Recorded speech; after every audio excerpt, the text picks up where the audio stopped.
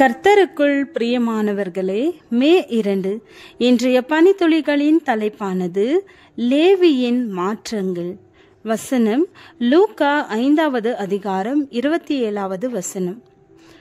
ஆயத்துறையில் உட்கார்ந்திருந்த லேவி என்னும் பேருடைய ஒரு ஆயக்காரனை கண்டு, எனக்கு பின் சென்று வா என்றார். லேவியின் மாற்றம். லேவி என்பது மத்தேயுடைய மற்றொரு பெயர் மட்டுமல்ல, அவரது இனத்தையும் குறிக்கும். லேவியர் தேவாலய பணியாளராக, ஆயராக, போதகராக இருக்க வேண்டியவர்.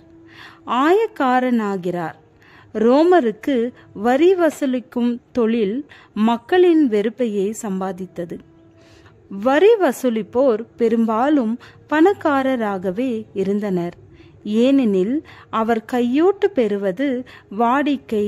இயேசுவின் பார்வை லேவியை மாற்றியது. எனக்கு பின் சென்று வா என்று இயேசு சொன்னவுடனே எல்லாவற்றையும், முக்கியமாக வசூலித்த பணத்தையும் பதவியையும் விட்டு வந்துவிட்டான். ஒரே கணத்தில் அதிசயமான இந்த முடிவை எடுக்கிறான் லேவி.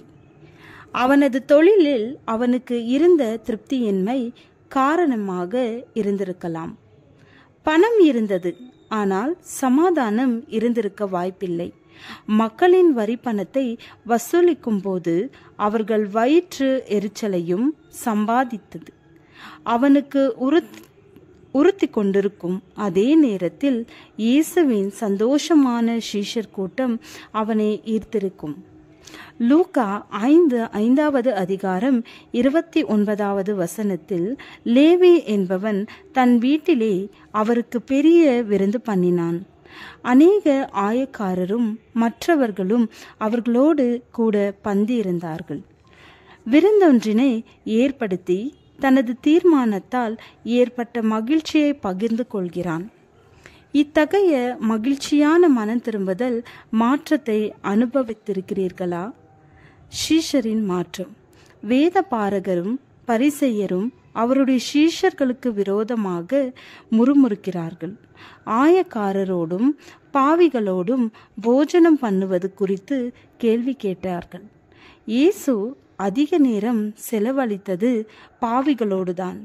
அவரே சொன்னார், பிணியாளிகளுக்கு வைத்தியம் தேவை, அதனால் பாவிகளுக்கு விடுதலை தேவை என்பது கோடிட்டு காட்டுகிறார். யோவானுடைய சீஷர்கள் உபவாசிக்கிறார்கள், ஜெபித்து கொண்டிருக்கிறார்கள்.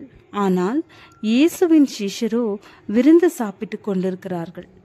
இதையும் குற்றமாக சொல்கிறார்கள் அந்த பெரியவர்கள்.